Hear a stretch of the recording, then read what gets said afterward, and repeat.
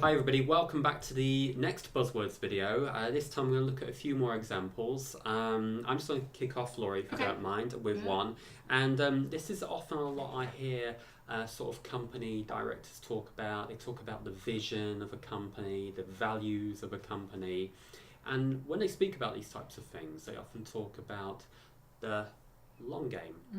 So what are the long-term objectives of that company? Is it to have more market share or to sell more products, whatever it might be? Do you have anything, Lawrie?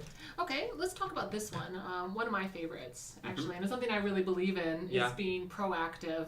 I guess definitely. The opposite, if we start with that, would be reactive, where a situation arises and you have to react to it. Whereas with proactive, you make decisions and you take actions before something actually happens. So let's say, for example, you have a marketing plan at work. The marketing plan actually thinks in advance what could happen and takes actions based on what could happen instead of waiting to see what already happens. That's to be proactive. Okay. And it's not just a business where you can be proactive in real life as well. Oh, sure. You know, thinking about your personal changes and so on. Nice word. Pretty positive as well. I think a very positive word. It's a really good one. Okay. Another thing that a lot of departments do now, well, I think everywhere, all over the world really, is to kind of send people to do a course. Maybe it's online or maybe an in-person course. And a great word we can use for this is to upskill. So I wouldn't really say it's about going back to university and studying a master's or a bachelor's program, but something, maybe a short course that we can do in 2 to 3 weeks. Like a training course. Absolutely, Lawrie. So maybe you want to learn about, I don't know, some coding or you know, a human resources issue, whatever it might be. Okay. The next 2 words I have, so maybe I'll do 2 in a row because they're quite similar. Okay. They're kind of maybe finance terms if we look at. So let's take a look at this one first, the bottom line. Obviously, it comes from finance. It can be used in a lot of different contexts, but basically, you know, when you have your income statement where you have all of the money coming into the company, all of the bills going out of the company, and what is at the bottom is the bottom line, right? That's what's left over. Is it positive or is it negative? But it's also used a lot of times now to talk about what's the most important thing in a situation. So the bottom line of this conversation is you need to know your buzzwords.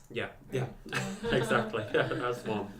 Okay, then let's do the other finance one I have here, which is to benchmark, right? And a benchmark is really just a standard, right? So it's the standard in an industry, so possibly a company that's doing quite well, and you want to benchmark your results to that company, which means you want to have the same results or similar, or at least a comparison with that. So it's often we can talk about an industry standard or we could talk about a benchmark. It could be with your company, last year's performance would be the benchmark that you want to reach. So some type of standard or goal. Absolutely. So would you say with a benchmark, Lawrie, that kind of that company would model itself on another successful company? Right. So it could be on somebody else in the industry, or it could be on past performance as well. Some companies do, we need to have the same or we need to be better than last year in a lot of cases. Yeah, so that's a great one, Lawrie. I'm going to just echo on with that actually, because I've got an expression here to scope out the competition. And I was reading a really interesting article yesterday, and it was about a company from the US that was going to China for the first time. They wanted to see who their competitors were, so they were just basically doing a bit of market research to see sort of what the companies were doing, where they were operating. They weren't going to change their business model, but they wanted to see who they were up against, really. Just a little bit different with benchmark, although they're quite similar in some ways. Benchmark is really when you take an existing company's models and try to implement it into your own company.